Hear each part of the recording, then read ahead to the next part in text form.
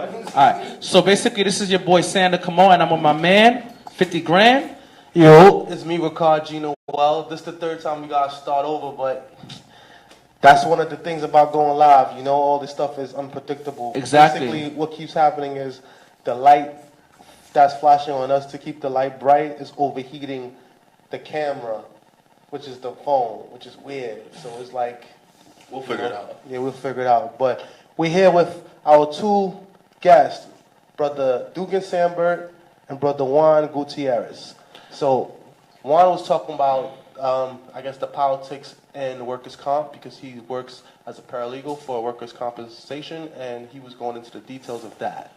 Yeah, you guys could. Insurance companies are very smart, and don't get me wrong. There's good people that work there, and there's people who try to make sure other people get help. But in general, if they can save some money because they can find a reason to deny you, they probably will. Because I've seen a lot of cases denied with a person who told their boss, got treatment within the first month, they go back to work, working literally against their doctor's advice. Their job tells them you're working too slow, you gotta leave. And then when they try to start a workers' comp policy, I've seen insurance companies say, your boss told me that you quit or you were fired because of insubordination, therefore we'll cover you medically, but we will not cover you financially. And that can be a very big hit for someone who has very significant injuries and can't do normal work. Because then 1, 2, 3 months passes, and then you're facing eviction. I basically want to just ask you this. Have you ever seen somebody scam the system? Not really. It's hard. It's hard to do. I just wanted to ask, because I know some people, unfortunately, I'm not trying to name names, but they get into accidents and stuff like that, just to make money and stuff like that. You know what I'm saying? I mean, I've seen people like in the streets that are like that. No, they really do that, bro. Yeah. I mean, they do that, but with me and my practice, it all comes down to the evidence at hand. So if there's sufficient evidence, my firm will represent. If there's really nothing out there, and we really try to find, in Spanish there's a little term that people use. It's called finding the fifth leg of the cat, when that leg is the tail. But basically, so we go very, very far to try to help people out. But if we can't figure it out, it's probably likely that they can't be helped. Definitely. I want to give a shout out to my man Patrick Petit from all the way from Florida, who's watching us. We want to salute you, my brother. We love you and we appreciate you for watching and stuff like that. So let's dive a little bit into politics now, guys. So there's been a lot going on recently, especially with this new president. There was a video recently about Mike Pence. He was at the Colts game, and versus of the 49ers. Yeah, ironically, and there were people in the stands that started to kneel, and he got upset, and he just got up and left. Like, what do you guys feel about that? Your thoughts? Go ahead, you, my man. What's your thoughts about that? My thought about that is nothing. I don't pay attention to what Donald Trump or Mike Pence is doing. Like, I pay attention to what's really going on. Like, I feel like Mike Pence or Donald Trump, I feel like they actors. They just acted out. You know what I'm saying? There's a greater agenda, you know what I'm saying, behind that whole taking the knee thing. So I don't pay much attention to that. So what do you think is the greater agenda? Like, what do you think is really going on? I think there's a secret agenda, to bring martial law to this country, to cause like a race war, whatever you want to call it. I feel like the government or whatever you want, they push for that. And what would they get out of that, you think? I mean, ultimately, they want complete control. You got to speak a little bit louder. They can't hear you. I mean, ultimately, they just want a complete control of it. So complete control. So that's why I don't pay much attention to it. So do you feel like they want complete control of the people? Absolutely. Martial law. So what do you think about that, Juan? You really low, you said. Go ahead. I think a lot of this political stuff that we got fed is a lot of nonsense. In a way, I agree with you, because I think a lot of what's given to us is not necessarily what we should be focused on. I think it takes the people's attention away from what's truly important and from what they can truly change. So there's a lot of wasted energy in focusing on things like what Trump says, what Pence says, what they do. For example, I mean, it basically was a show. It basically was a show of what Trump did in the football game. But you know, what effect does that have on your personal life? Instead of me spending 30 minutes of bashing on him on Facebook or whatnot, I could spend that 30 minutes on tutoring my little cousin on how to learn a math problem, which would be much beneficial towards him and probably our community as a whole in the future. Things like that, and it's these little reactions to all this little drama that they create that they basically want us to focus our attention on, like Trump and his administration and politics in general. They try to give you something that generates an emotional response. Then the media sees it, and they pick and choose what will garnish the most emotional response from their viewers, and then the viewers end up feeding them back with the views and the reposts and the anger that all in the meanwhile they forget, well, Puerto Rico still doesn't have food and water, but we're here talking about Pence walking out of a stadium. Texas is still rebuilding. Florida got hit really hard. Other hurricanes happening. Yeah. You know, we forget about that so easily that because we're in this emotional tirade with the rest of the world. Well, basically, I just want to basically say that the thing is that, like I said, American soldiers basically died and sacrificed their lives for us for the freedom of speech. So we are entitled to knee. We are entitled to express ourselves, you know, in a respectable fashion, even in disobedience.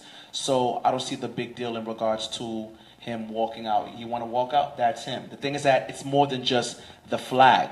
It's about, you know, white supremacy. I haven't watched NFL ever since because of the blackout.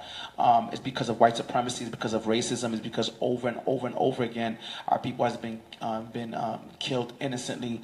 Colored people, regardless if you're Hispanic or you're black, they've been killed innocently by the hands of white supremacy, and that's pretty much the gist of it and stuff like that. So that's pretty much just what it is. But go ahead. I mean, I completely agree with you that everyone is entitled to their freedom of speech. I fully support the players in exercising their freedom of speech and the others in their response to that freedom of speech to voice out against it. It's your freedom to use your voice. Mm-hmm. But that being said, regarding the general message, I do, feel the same as the message. So there's too much police brutality. Yeah. What I would honestly like to see more often is that people refer back to that general message, and not just that, use it in terms of how police brutality affects all races, because it does affect all races. There was a video I saw, I completely forgot the name, this was about a month and a half ago, but basically it was a deaf man coming out of his home. A police officer is yelling at him with his gun pointed at this guy, telling him to stop walking towards him, to stop. Neighbors are yelling at him, at the police officer, telling him he's deaf, he can't hear you. So the person just continuously walking towards the police officer, and he ends up getting shot and killed. Because how recent was this? This is about a month and a half ago. I saw on a news article, video online. But this happens more often to more people and people all across the place. And what I would want to hear more from all groups is how it affects all groups of people, because once you start mentioning and showing that all groups are affected, it really becomes an issue that the cops have to deal with, not with just a specific group, but with the populace as a whole. I was going to say, ironically, earlier I was watching a video on Facebook. I saw this Jewish guy got pulled over, and the cop was barking at him like, I couldn't believe it. Jewish people, their status, Jewish people status. Yeah. It's not too often they get pulled over by cops and stuff like that. Like cops barking at them, it was no type of slurs, curse words. I was shocked because I never seen that before happen to a Jewish person, a rabbi too. I don't know if you noticed it, even add on to the other day too. There was a couple of Jewish restaurants, Jewish businessmen. They received letters receiving swastikas. I did see that. Yeah, what's going on? What's up with that? Like, what's going on over here in New York? And for this, it's something that a lot of people recognize, don't think about too much. There's something called the power of the bully pulpit or pulley pulpit. Is basically the power of the person in charge. The way that they speak. It's like an unwritten power of the president. Yeah. Because when the president speaks, the world listens. Yeah. And based off of that fact, everything that the president speaks is always reflective of the culture and what's acceptable of the culture. And even though Trump's, I don't know where his heart is, honestly. You sure you don't know where his heart is? You don't see? It's not for me to decide. It's not for you to decide, especially if you're seeing action. But that's what I'm saying. Like obviously, I have big disagreements with a lot of things that he does and a lot of things that he says. But I also see that a lot of the things that he says is misconstrued in the lens of the media. Okay, like what, for example? He might have a very bad way of saying that he enjoys like having X person be in the room with him. But the media might portray that as him not liking that person. No, of course. Listen, I don't want to be clear. There are things that he did that I like. For example, I said that he did an excellent response with Texas. You got to give him. I didn't vote for him. You know what I'm saying? I wanted Bernie. You know what I'm saying? So I got to just be clear upon that. But you got to give credit when credit is due. I believe that even if you disagree with a person or if you don't like the way that they carry themselves. But I definitely liked the way he responded to Florida. I liked the way he responded to Texas as well too. I also like that he's up front.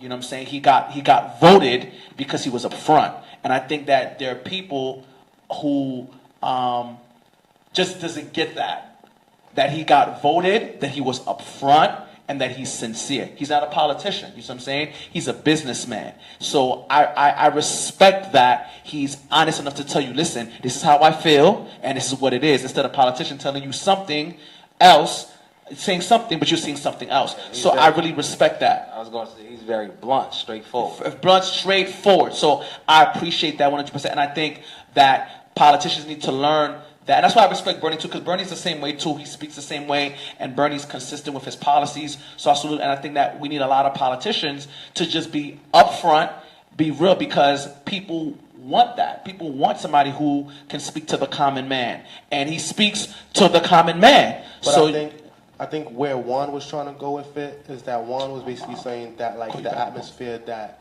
Trump created was an atmosphere where like racist people are not shunned. Like they're No, that's true. It's easy for people to be blunt and say whatever the hell they want because the president is blunt and saying whatever. Of course. But the thing is that it's also the control. This vote was Van Jones saying it was a backlash. It was a backlash. You gonna say that? I can say that that's a part of it, but I don't think that's all of it. Of course, and Hillary too, adding to that as well. They want to.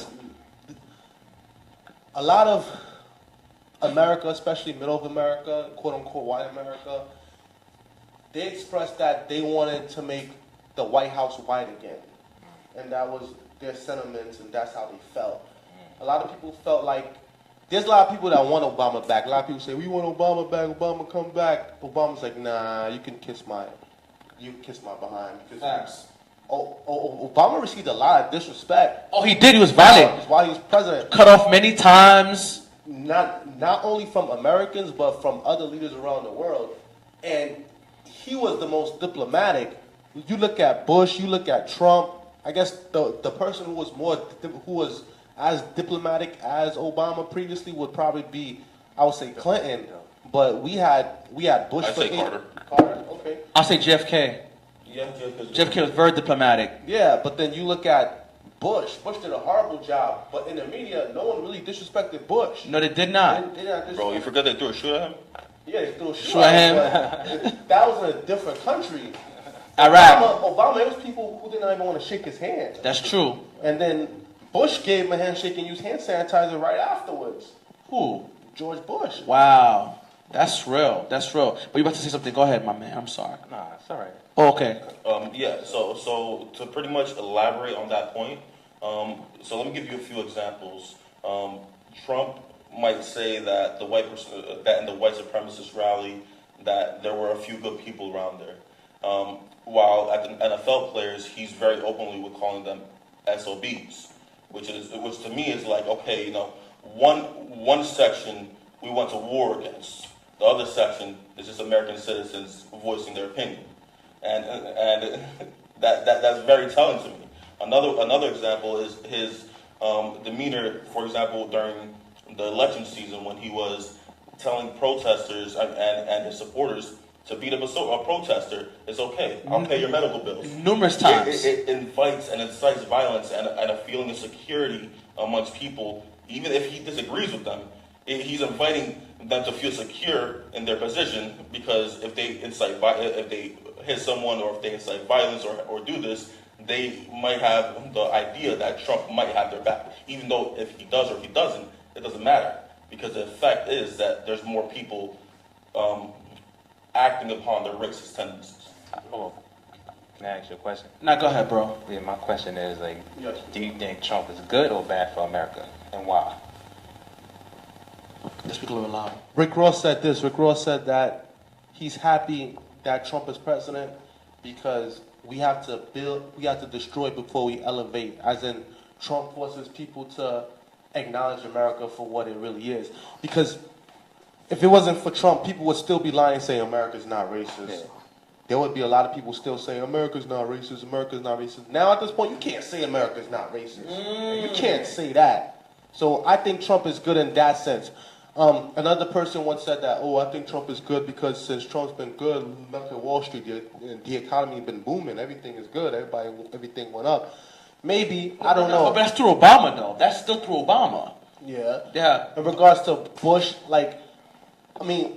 Trump made America the laughing stock of the world right now. Like, everybody's laughing at us. Like, when I come in contact with people from other countries and other places, they're all laughing at us. They're like, look at America, like, how did this happen? But only in America can this happen. But is that a good thing or a bad thing? Only in America, a businessman who's a billionaire that was spoon-fed his whole entire life, that has no regards for women, no regards for people of color, supports white supremacy and racism, and his prejudice against immigrants and everything else, even though his wife is an immigrant. And on top of that, like, he creates this atmosphere where it's okay to do and say certain things, and he's the president. Like, what does that say about us? But I feel like we had to have something like this happen so that we could acknowledge it. Before we had Obama, like, America can't be racist, you got a black president. But now what? Absolutely, I completely agree with what you're saying. I feel like everything needs a balance. Like with Obama, I feel like America was asleep with Obama, especially black It was too comfortable. Yeah, people, exactly. Too comfortable. Too comfortable with Obama. I feel like Donald Trump is great for black people. I mean, it's a wake-up call. You know what I'm saying? Yeah. But a lot of black people need to get up off their behind and go to work and put in some work too, because with Trump, he seems like he's not giving you guys no handouts. I feel it. No, he's not getting nobody. I agree. Yeah, actually, black people needs to do for themselves. I mean, build their own community, be self-sufficient. Don't wait for this government to spoon feed you. They not gonna food feed you because they not about that. Okay, how do you guys feel about this? Like, I heard that black people don't have communities, they have neighborhoods. As in, there's a Jewish community where you go to a Jewish community, you see a Jewish restaurant, a Jewish school, a Jewish supermarket. Yeah. You go to Chinatown, you see Chinese restaurant, Chinese jewelry store, Chinese medical, Chinese lawyers. You go to different things, and you'll see all that in one spot. But we never see that in the black community or in the Spanish community. No, you see that in the Hispanic community, do you? You do You see that in the Hispanic community, yeah. Okay. So I guess not in the black community. Because if you go into a black community, you don't see a black-owned supermarket, a black law office, you don't even see a black-owned corner store that often. No, you don't. Like, the most you see is like a black, like, Jamaican spot or a roti shop. I mean, we had that. Black Wall Street. You don't know about Black Yeah, Wall but Street. come on, bro. Everybody always refers to Black Wall Street. That's one place in one part of time. There's people that's been replicating their community over and over and over. You have a Chinatown in Queens. You got a Chinatown in Manhattan. You got a Chinatown in Brooklyn. Like, you got a Chinatown all the way in San Francisco. In LA, you got a Chinatown all the way. Chinese people are going to say, oh yeah, we had a Chinatown 10 years ago in this spot called, Chinese Wall Street. No, like, black people always dwell on the one accomplishment that they had. What about the multiple accomplishments that you we gotta continue to make understand, and have? like the Chinese people, like they Black Wall Street wasn't destroyed. Like, you gotta understand, like Black Wall Street in Tulsa, Oklahoma, it was an act of terrorism. Those people were bombed. of course. You know what I'm saying? But we always been victim of terrorism. But the thing is, what stopped us from rebuilding? Why haven't we done it again? Like, black people alone, and the amount of money that we spend is at what, 23 billion? That's a true. year? I think a lot of this is trust in the community and the people around you, because and this is from what I've seen, this is from what I've noticed. You know, Hispanics, they're a lot more willing to pool their money in with other people to start a business. The same goes for Chinese people. Same goes for a lot of other people. With a lot of people in the African American community, I see a little bit of resistance to do that, be it because of the area or where to build it. There's also a lot of socioeconomic things involved in there, such as, you know, if you're a minority, you're looked at successful if you go work in the real Wall Street, for example, as opposed to reinvesting back in your community. Because you might be having a 6-figure salary in Wall Street, while in your community, you might get there in 10 years, as opposed to right off the bat. And you have student loans you got to pay for, you got parents and family to take care of, who might very possibly are coming from difficult conditions. And you want to make sure you take care of your family first. So it's the difficulty that I see here is because we have a lot more on our plate to take care of immediately that we can't so directly plan for the long term. Wow. Because if we do that, that's putting other people's real lives at stake. So would you say, like, black folks doesn't trust each other? No, we don't. In terms of financial investment towards each other's goals. No, we don't. I think it's just a few, and I think that us being here today in a consistent basis, what we're doing, coming together, laying aside our pride, I think in itself, it's a change. But the thing is, all right. No, it's real. You're talking real talk. Mistrust between people of color was created. It's not something that was naturally made. So you're saying... It's in the sense that, like, okay, we were taught to trust other people than ourselves. I give you a perfect example, right? At work, like, at my job now, like, I help people that's currently in housing court. So, like, I help manage their cases, resolve their housing crisis. So at times, new workers might come and I would have to train them. Majority of my clients are black and brown people, but majority of my coworkers are white, as in I'm the only black guy there. So when people come and I have to train them, they come and they sit with me, as in like they're an apprentice under me because I'm training them. But when I get a client, the client will look and voice their concerns to the person that is white, not to me. As in, like, they'll turn and speak to them before they speak to me. Why do you think it's that? I don't. Let's keep it real. Keep it real. Let's keep it real. To keep it real is they trust that color to get things done for them before they'll trust me. Even though I'm more qualified than that person, their natural instinct is like, okay, I'm a person of color and I have a burden. Let me go to the white man. That's a peasant mindset. Yeah, It's got to be clear on that. I mean, so I think slavery... Ain't personal, it's business. Go ahead, I think slavery, Willie Lynch, and Jim Crow law has something to do with that. Of course. Yeah, I agree. Of course, definitely, of course. 100%. Of course, I agree. Wow, that's So crazy. black folks was conditioned not to trust each other, but to trust the white man. No, that's true. I honestly find it insulting, too, because, you know, me being an educated man that's a college graduate and everything else, like,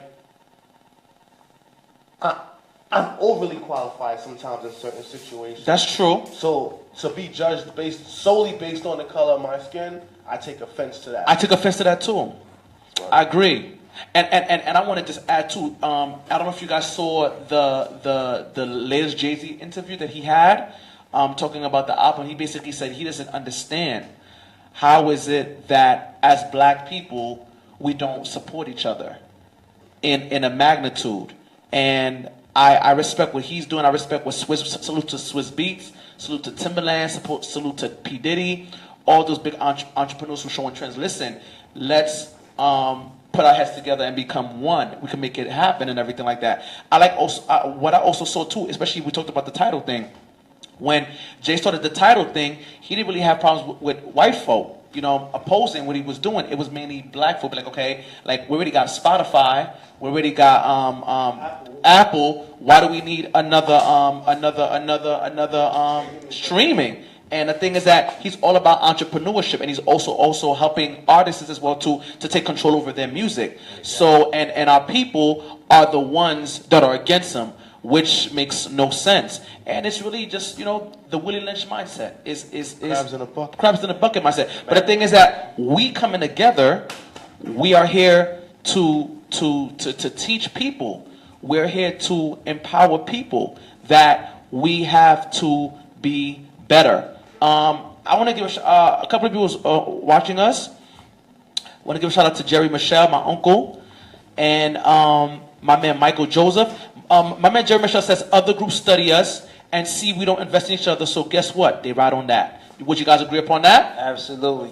Why is that? Perfect example, like the Korean selling hair, weave in our neighborhoods. Yeah, of course. And every time I go to the hood, East New York, Brownsville, and we can't tell the difference between Koreans and Chinese anyway. Facts. But they know the difference between each other. Yeah, they always got the Chinese stores, the corner stores, the Arabs. Of course, you got the Koreans with the hairs, And you know what's crazy? Oh, nah. They respect each other. They're like, okay, Koreans, you get the hair. Chinese, you get the Chinese food store. And this one get the dry cleaning. It's like they cutting up our hood for themselves. Then they getting a piece, and we left with nothing. We the consumers. Exactly. Facts. Blacks are the biggest consumers, but the most smallest reproducers, like the providers. Like Basically, I want to say this. Let's say, okay, my brothers, we know there's a problem in the black community. We need to bring solutions to the table. Let's not bring the problem to the table. Let's bring solutions. Definitely. Well, first and foremost, I want to basically say this. I want to just make a quick announcement. This solution that we're bringing to the table, my man Gerard Fenor, he's a chef, and we are coming together to start up a restaurant by next year. So if anybody wants to support us by taking a loan, let's talk. That's a solution right there. So for those who are watching, you want to make that happen, that's a solution right there. Also, too, we have the show right here. We're promoting black businesses. We're promoting not only just black business, we're just promoting everyone. For entrepreneurship, we're talking positivity. We need your dollars, because we're trying to do a lot of different initiatives. So for those who are talking about like bring solutions, we want people to contribute in what we're doing. We want people to participate in what we're doing, because we're all about promoting the community. And that's what we want and stuff like that. So I know me and Ricard, we're all about supporting people. We're all about helping people. We're asking people whoever want to join this movement and what we're doing, inbox us and show us participation, because I've noticed that in our community there's a lot of smoochers, there's a lot of talkers, there's a lot of bed bugs. You understand what I'm saying? You know what bed bugs do? They just suck you up. You understand? So we need people to contribute and participate, because the thing is that we're doing something positive, we're not doing something negative. So that's one of the solutions that we can bring into the table. So I'd like to add two things Cycle to that that. black dollar. Yeah. So I'd like to add two things to that. One, like my boy here said, ways to support this is both contributing and participating. Yes. So a like, a share, that'll be big, because that'll bring this voice and this channel to other people who might have the funds that you do not. That's one. And then a solution. If we're talking about solutions, I want to see more participation within the minority community. I'm talking about Hispanics, African Americans, Asians. Yes. Into the community board meetings of your local district. And they don't go to them. That's true. They don't go to them. They don't go to them. So if you don't show up to the table, how do you expect your voice to be represented? Do you expect the one person that 1,000 people spoke to speak up when there's 50 other representatives in the room, and then there's 100, 200, 300 citizens just sitting there, and the only people who are showing up are the people who actually care about what gets done over there? If your voice isn't there, how do you expect your voice to be heard? And another thing too, I don't like that we call ourselves minority. If you really look at it, if you put us together, the blacks, We're the majority. we are the majority. I'm saying, the Bible calls us, we are the sand of the sea. No, we are the majority. The The reason why you're seeing all of these acts of violence towards colored people, and it's just the black, it's also Hispanics as well too, is because of the myth factor. In a couple of years, the fact is the fact, the truth is the truth. This is the real word. You feel me? Whites are not gonna be the majority no more in America, and that's the reality. They never was the majority. They never. We are. That's true. The minority. What do you think they put? What do you call that again? In our neighborhoods, what do you call that? Liquor stores? They kill the black babies. They put. What did they put? What do you call that? In our neighborhoods, they kill the black babies, the babies. The abortion clinics? Abortion clinics, yeah, to kill the black babies. What do you think they do that? Yeah. I read something about Wow. Parenthood. Yeah, exactly. Planned Parenthood. Yeah, the person that helped start Planned Parenthood, they were actually a supporter of Adolf Hitler. Margaret Singer. Margaret Singer, that was her name. Yeah, and they actually applied the same principles. They said that abortion clinics kill hundreds of thousands of colored babies every day, and then they dump them into a dumpster. Mercy. And it's like, it's self-genocide because we're promoting ourselves. It's not like this is something that's being forced upon you. It's something, yeah, it's promoted, but it's by choice. Wow. The thing is that I had a friend of mine today. He basically told me that we should do a soup kitchen for next month. I said, okay. I said, we're not doing a soup kitchen. Last year, we paid for 18 families for their groceries and stuff like that. And this year, we're giving out free turkeys. I said, okay, you know what? I had to call in person, like, listen, in all honesty, I want to just let you know, we're making an initiative to give it back to the community. We don't want any smooches. I said, listen, help us to collect money or get turkeys for us for next month. We're giving out free turkeys. So we want people to participate. We want people to contribute. We want people to make a difference in the community. And this is a platform. Every Monday, I gotta just, let's clap my hands for Ricard, man. The sacrifice that he has made here, the dollars he has spent. I want to just salute this brother right here because he's doing a very, very, very good job. Because, I told you guys I'm not into 30-minute specials or fake eulogies. We need more brothers like this in the community, you know what I'm saying, to continue to bring a charge. So this opportunity is for you guys. It's to bring a movement. You guys are watching us, but we want more than just watchers. We want people of action and stuff like that. You know what I'm saying? So let me ask each and every one of y'all this serious question. Right? Yes. We are successful in our own right. When you guys were younger, what made you want to become a success versus settling to be a failure? Start off with Juan. It really just came down to my mom. We had a tough time growing up. My dad wasn't with us. It was just her, two very hungry boys who literally ate everything in the fridge whenever she put something in there. And I would watch her wake up at like 6 a.m., get us ready, go to work, not come back until like 9, 10 o'clock. After I come back home from school, like my dinner is already made. I just got to put it into the microwave. Yes. And I'm just like, so in the time span of a day, she made me breakfast, she clothed me, she prepared me for school, she prepared her stuff, and I hate waking up in the morning, so I know that's not easy to do with two kids. Then she made us dinner, put it into a container, then she went to work, then she came back tired, and then she cleaned up all my mess, and then she'll do the same thing for the next 15 years. And just seeing her, the work that she put in, and the motivation that she would give me, and then my aunts too, God bless them, seriously, because they are incredible women. They pretty much became the cornerstones of my life. Like, be successful, study, read, do what you got to do, but just make sure that you take care of your mom when all is said and done. And that just ended up becoming my goal and the foundation for what I do. Wow, that's amazing. For me, just relating to you, my mom is still a home attendant. Seeing her being home attendant, doing 2-3 jobs, making sure that there's food at the table. Whatever we needed, she provided. Sacrificing a lot, being a single parent, dealing with a lot because there's a stigma in the Haitian community when a woman is single. Dealing with that, also losing a lot of my friends from gun violence, from the prison system, from drug activity. Also literally one summer burying 20 friends from gun violence, which was very traumatic. Wow. And I think that's the reason why I go hard with this love thing so much, because it was very traumatic for me, losing friends back to back, because I'm from Crown Heights, Brooklyn. You know how it is, people be putting that work. And also seeing the stigma in this constant cycle. This constant cycle, brothers are getting involved in the wrong type of things and getting 4-5 different girls pregnant at the same time and going to prison. It's just the same cycle. And for me, I look at it as not just a man of God or as a pastor, but just as as a brother that I have to stay there to bring my people, my hood, to the next level. You know what I'm saying? And to inspire them and to motivate them to being better and to wanting better.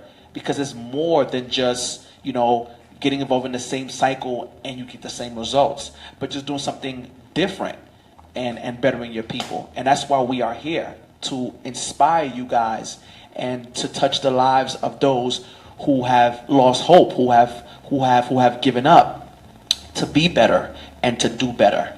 And that's pretty much it. With me, it's pretty much the same thing as you guys. But one thing is this, like, I wanted to, you know, break the cycle of poverty. You mean, like, Yeah. Growing up, my parents, we ain't have much, but they always did what they had to do, you know, to have food on the table, you know, house over our head. But I go hard, basically, because I wanna, like, when I have kids, I wanna make sure they have the things that I never had. I wanna leave them a better, you know, a better legacy. You know what I'm saying? So they can be comfortable. Evolve. Basically, that's it. No, something that I wish I saw more in all of our communities was a celebration of our local heroes. It's not something that we do often enough. We look at the past a lot, we look at the big ones, and then we get caught up in the drama, and we forget, you know, the people who have been with the community for the last 20 years providing and doing things. You know, I wish we would be able to celebrate more of their work, and even if it's not the person, but like the person and their mission, and try to share that with other people and try to amplify that. Because honestly, I do believe that there's a lot of people out there helping each other out. That's true. It's just not. And they're not getting noticed, unfortunately. They're not, because there's too much noise. That's true. There's too much noise. I agree. There's way too much noise with the news media, the internet, Facebook, you name it. Literally, it's just information overload. And then you come home stressed at night because, you know, you got bills. The news makes it sound like the nation is under fire. Your A, B, and C problems are not getting resolved, and then the good that's happening is just not being noticed because there's so much thing that's so much louder. But it's out there. It's out there. This is out here. There's many other people out there. That's true. And what we need to try to do is try to bring more of those people together. I agree. And try to, like, amplify the good that's out there, because there's a lot of good out there from a lot of people. Exactly, like-minded people needs to get together. Yes, and this is what we're doing. This is a start, and we need more of that. So, like I said, anybody you know, let's make it happen. I'm with it. Gotta be in one accord. I agree. And we need to stop hating on each other. I agree. I can't stand that. It's especially in the Haitian community, bro. I can't stand that. Like, and this is why we are in the place that we are in. You know what I'm saying? Like we gotta stick together. Because if we don't stick together, we don't support each other. We gotta help each other. If we don't stick together, we don't help each other. We're gonna die. I just had to add. I'm so sorry about the passion, my G. I was just saying that. Facts. A lot of people, especially people of color, like, they hate each other to the point where they don't want to work together. They don't want to be, you know, united. Like, a lot of us have low self-esteem, but big Facts. egos. Facts. And, like, we like to front like we believe in ourselves, but we don't believe in each other. I was gonna say we in competition with each other too. You know what I'm saying? Exactly. We spending money we don't have just to compete with the next person. You know what I'm saying? That's not keeping good. up with the Joneses. But please people you don't like. But let me tell you something. It is possible. It is possible. The thing is that we need to change this president and this negative mindset. Because let me tell you something. This guy right here had his own influence. You understand? I had my own influence. You understand? We saw the bigger picture. We could lay aside our ego and just see the bigger picture. You understand? We said, you know what? Let's come together as one and let's make a difference. And it's only been 4 months. So my brothers and my sisters who's watching, lay aside your ego, lay aside your pride, lay aside yourself, and let's come together. Because let me tell you something. You see the Jews, when they do things together, they come by blocks. You see how they come, like, by the masses. We can all make a change if we lay aside our ego. Absolutely. So let me ask you guys a question, right? Yes. Like, what's your guys' end game? As in, like, if you were to consider yourself successful and would consider yourself to have made it, what would be your description of success? Let's start off with Dukins. Oh, snap. My definition of success is my family's well off. Like everybody's good, everybody got a house, cars, food, fridge, everybody. That's my definition of success. Making sure my family, friends, they well off. And how would you give back?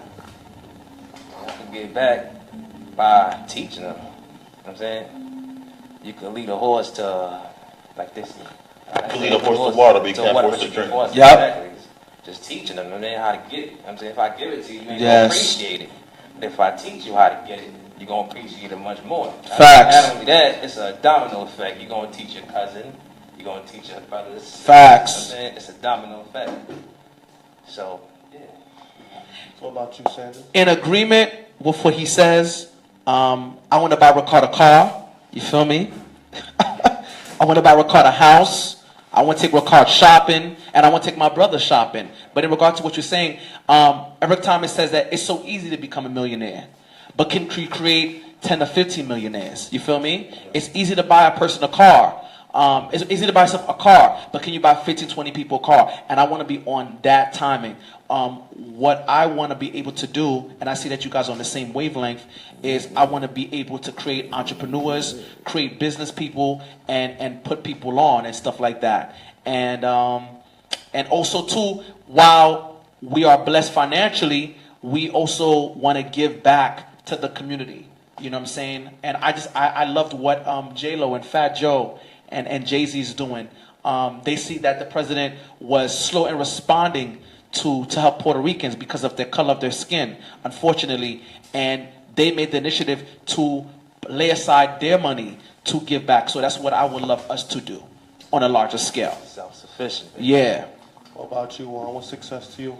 Success for me, it's really just making sure that my family is taken care of and Facts. my friends are doing well and that the community is doing well. And obviously I can't do all at the same time. Facts. And not all will come at the and possibly maybe in my lifetime, but that's the goal, right? You gotta live with that goal in mind. So like success for me in the community is where if I'm successful, I'm probably not working anymore because I have to, but because I want to. And what I would want to do would probably be like a simple part-time plus community service on top of that. And things that I would probably want to inject into our communities would be things like business, learning how to build a business from scratch. Because all too times I've seen the ambitious sides of people in our communities that they go out, they invest their money, they're successful for a year or two, and then they lose it all. Oh, it's almost like clockwork. And the reason that they lose it all is for a number of things. They spend more than this coming in because they didn't do a budget. They hire people that end up disrupting the flow that made them successful. They start putting things in there that doesn't allow the business to grow. They don't look into innovations that other companies are doing that allows them to grow, and then they just get weeded out. I don't want to see that happen because there's only so many people that are willing to put all on the table and start a business and just hope it goes somewhere. That I don't want those people losing it after a year or two. So basically, they ignorant of proper economics, proper teaching. Yeah. Basic economics. My definition of success, when I was younger, I thought success was like living in a big house and driving a fancy car and all that other stuff, which is cool, but like, I feel like in life, I've had different stages of success. So far, I could say, like a lot of things that I thought that I would never be able to accomplish, I was able to do so, as in like, I was able to purchase a car, I was able to pay rent, I was able to pay for a wedding, I was able to travel to different countries and to different places and see different things. And I was able to like have some level of success and bring my friends with me. As in I shared success with you, Juan, I shared success with Sanders, I shared success with Dukins. And the people that haven't made it to my level as of yet, they can see me as inspiration because I came from where they came from or where they're still at. That's true. So like, and I always share my stories with everybody. The good, the bad, and the ugly. Like, I don't really sugarcoat anything. I always tell people, yeah, I went through difficulties. Yeah, I went through hardships. Yeah, my life used to be crazy. Like, even sometimes I still drive through Bushwick. I'm like, yo, I used to live right there in that house where the ceiling fell down and the big rat fell into the toilet. I remember, like, wearing Fila sneakers until the sole came out, and I had to rip the top off the cereal box to make the sole so my feet wouldn't get wet. I remember putting my hand into the cereal box, and then the rats used to run up my arms, and I had to pick the roaches out of the cornflakes. I remember we was on WIC checks, and we would get the juicy juice in the can, and you had to punch the holes at the top with the knife. I remember, like, I didn't see my real paper dollar until the age of 10. Like, I used to be on food stamps where you got the little brown ones, the red ones, the green ones, and a lot of different things. Like, I remember, like, going to church and you have the suit that's like 3 times the size of you because it's supposed to last you like... Now they fitted, baby, and we looking good, boy. It's supposed to last you like 5-10 years, bro. I remember getting nothing new. Everything went hand-me-down or like thrift shop or like the used stores where you buy like the thrift shops clothes and they itch you. Now they make it cool to buy thrift shops, Salvation Army stuff. But back then, like, you had no choice but to do it. So when y'all see me shining in designer, and y'all want to hate, like, come on, bro. I've been through all of that. Like, yes. And I work hard. And it's like I didn't only put myself on. I took my whole team with me. And it's like a lot of people, they don't do that. Like, they don't give back. And that's why I appreciate you, man. We need more of that, bro. Respect, baby. Everything you see on the show, like I always tell y'all, like, it's paid out of pocket. That's true. None of this is a handout. Even us right now that's in true. This place, like, we're paying for this place. Like, the phone, we paying for that phone service. Like, all of this stuff is not for free. That's true. But we give it to you guys for free out of love because this is what legacy is, you know? Right. When I'm gone, you could go online and see all the things that I've done and all the things that I did. You could go back and ask like 100 people, okay, did you know Ricard? They're like, yeah. And they could give you a memory about me, positive or negative. But I hope it's more positive. It's positive. What you mean? It's positive. And yes. And that's what success is. Watch yourselves. And that's what success is, and that's what legacy is. Like, leading the foundation for those that come after you. Like, I might not make $1 million in my lifetime. I hope to, but if I don't, there's gonna be people that came after me. Now we will. Or someone that's associated with me that's gonna hit that $1 million. Hopefully, my children know I could leave tools for them that could help them to build that. Yes. But, like, I don't know. I think God is good because if a year, 2 years, 3 years, 4 years, 5 years ago, if you told me I'll be here today, I wouldn't even believe you. So, like, and all of this is through the grace and glory of God and not through me because I'm no one. That's real. So with that being said, I just want to just say to each other, let's support one another, let's build one another. I think we definitely need to have a conversation after this and see what is it that we can do together because you guys are some solid, upstand brothers.